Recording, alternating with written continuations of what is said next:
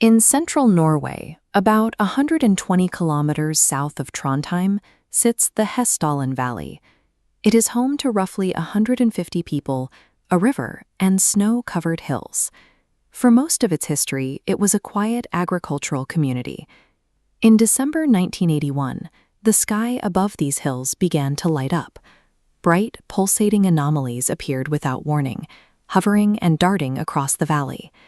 At the peak of this activity, residents were reporting up to 20 distinct events every single week. Witness accounts remained consistent over several decades. They described white or yellow orbs, often the size of cars, emerging from the ridgelines and hovering silently about 150 to 200 feet above the ground.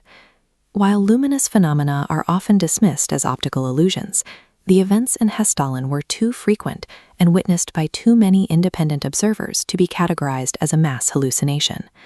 The sheer volume of these sightings eventually forced the phenomenon out of the realm of local rumor. By 1983, the reports reached a threshold where they could no longer be ignored by the regional scientific community.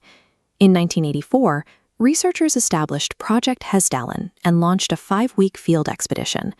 They deployed 40 scientists and students equipped with radar, seismographs, magnetometers, and spectrum analyzers to monitor the valley. That initial response evolved into a permanent physical installation. Today, the project operates 4 automated stations equipped with multispectral cameras, weather sensors, low-frequency receivers, and a rapid response drone base for immediate flyovers. The most compelling evidence comes from the synchronization of these tools.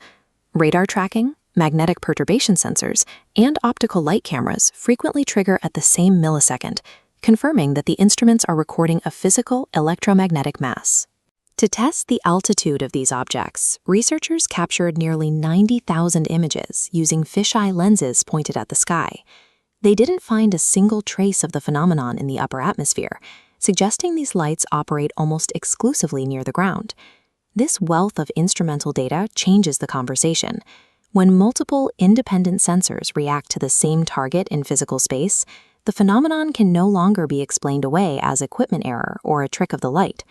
The primary scientific hypothesis is natural plasma. This theory suggests that ionized air is being generated by an interaction between the valley's geological sulfur deposits and localized electromagnetic fields. High-resolution spectra support this by showing distinct emission lines for oxygen and nitrogen, signatures typically associated with plasma, along with traces of metal ions from local dust. However, the plasma model struggles with specific behaviors recorded in the valley.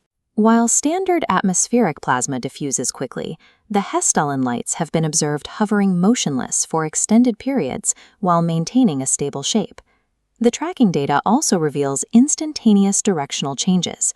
These high-speed, right-angle maneuvers are difficult to reconcile with the known fluid dynamics of ionized gas in an open atmosphere. The final recorded behavior involves a single light source that occasionally splits into multiple independent objects. These secondary orbs then follow their own separate tracked flight paths across the valley. The scientific method requires a hypothesis to account for all available data. Because the plasma model cannot yet explain these stationary states or the division of a single source, it remains an incomplete explanation for the physical events measured in Hessdalen. Project Hessdalen reports that activity continues today. The frequency of sightings currently aligns with the rising peak of solar cycle 25, suggesting a link between the lights and broader solar electromagnetic activity. New data is also coming from the public. Since mid-2025, a citizen science app has logged over 150 verified sightings, providing additional motion tracks and spectra for the research team to present at the 2026 UAP Summit. Despite 45 years of data, the primary scientific institutions in Norway remain uninvolved.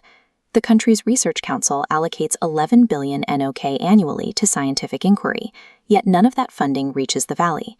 When Project Hessdalen applied for support, the Research Council issued a standard rejection, stating only that the project was not selected for funding in that specific call. The question at Hessdalen has shifted. Beyond the unresolved physics of the lights themselves, we are left to wonder why a scientific establishment with billions in resources chooses to maintain this level of institutional silence toward decades of physical sensor data.